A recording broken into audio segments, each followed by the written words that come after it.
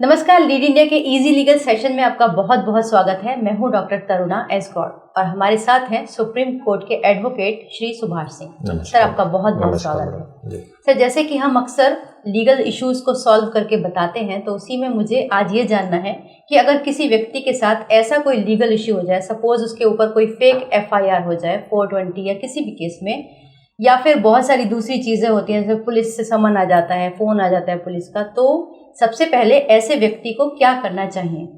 देखिए, आज के समय में बहुत अवेयरनेस है और अवेयरनेस से फ़ायदा ये है कि लोगों को बहुत इन्फॉर्मेशन पहले से मालूम है। तो क्या होता है कि लोग जागरूक हैं, वो जानते हैं कि अपने प्रॉब्लम्स को कैसे डील कर सकते हैं। लेकिन साथ ही साथ एक और चीज़ है कि इंटरनेट पे या वेबसाइट पे या अलग अलग माध्यमों से जो इन्फॉर्मेशन मिलते हैं वो इतने ऑथेंटिक इन्फॉर्मेशन नहीं होते, तो कई बार उससे कन्फ्यूजन भी बहुत क्रिएट हो जाता है।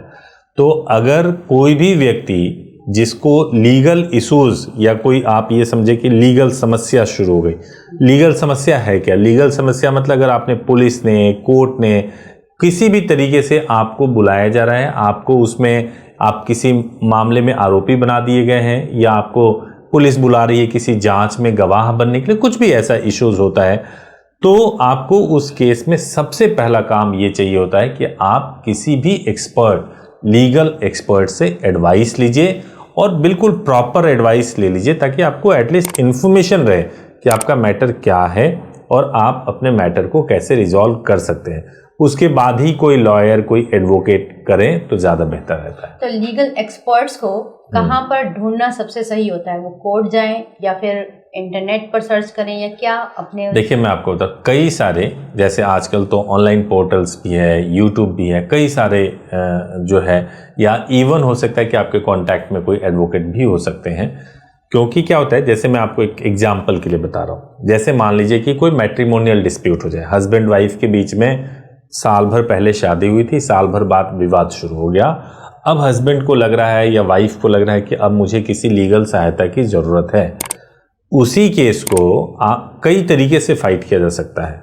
एक तरीका ऐसा भी हो सकता है कि आप सीधे सीधे आप अटैकिंग तरीके से करो, दूसरा डिफेंसिव तरीके से करो। आप जो है सेक्शन 9 फाइल करो, डिवोर्स फाइल करो, DV में जाओगे, मेंटेनेंस में जाओगे, बहुत सारी चीज़ें होती है किसी मैट्रिमोनियल डिस्प्यूट को हैंडल। एग्जाम्पल ले रहा हूँ मैं खाली मैट्रिमोनियल डिस्प्यूट को हैंडल करने के लिए। तो ऐसे में अगर आपने एक या दो लोगों से एडवाइस ले लिया तो आपको ये पता चल जाएगा कि आप कैसे कर सकते हो।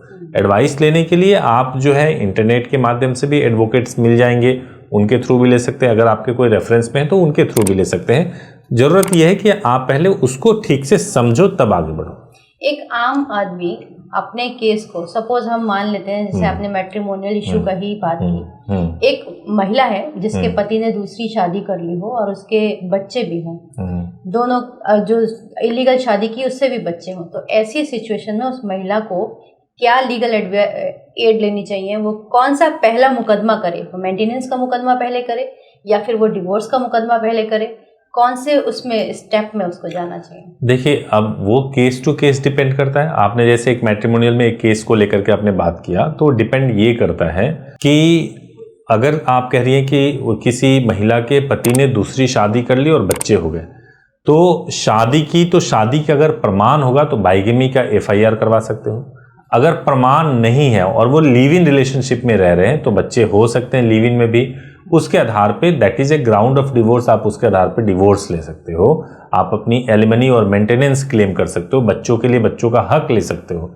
ये सब कुछ आप कर सकते हैं। उसके लिए आपको कोर्ट में मेंटेनेंस का केस फाइल कर सकते हैं, डिवोर्स का केस फाइल कर सकते हैं, डोमेस्टिक वायलेंस का केस फाइल कर सकते हैं, ये सब कुछ कर सकते हैं। कुल मिला के जब एक बार लिटिगेशन शुरू हो जाता है तो फिर एक कंफ्यूजन रहता है कि जो हमने लॉयर किया है ये लॉयर ठीक है या नहीं है। कई बार लगता है कि ये फाइल आगे बढ़ा ही नहीं रहे, फाइल जा कहाँ रही है। तो अपनी फाइल को आखिर वो कैसे समझे कि कोर्ट में फाइल कैसे आगे चलती है? देखिए, मैं किसी भी केस के कुछ स्टेजेस होते हैं। सबसे पहला स्टेज किसी भी केस में ये होता है कि सबसे पहला चीज होता है कि आपको प्रॉपर गाइडेंस मिले। आपको ये पता हो जाए कि भाई मुझे किस रास्ते से अपने प्रॉब्लम का सलूशन चाहिए।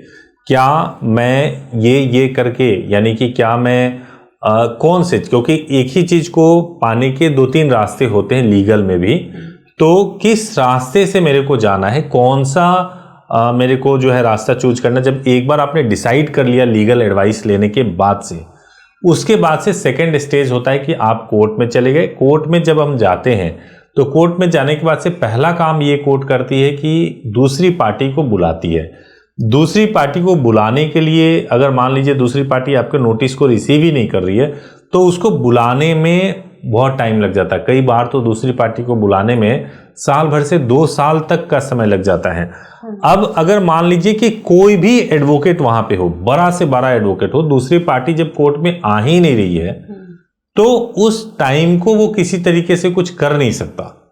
तो पहले चीज तो ये है कि आपको अगर ये पता है पहले से कि आपका केस क्यों डिले हो रहा है तो आपको डाउट करने की जरूरत नहीं है अपने एडवोकेट पे, नंबर 1।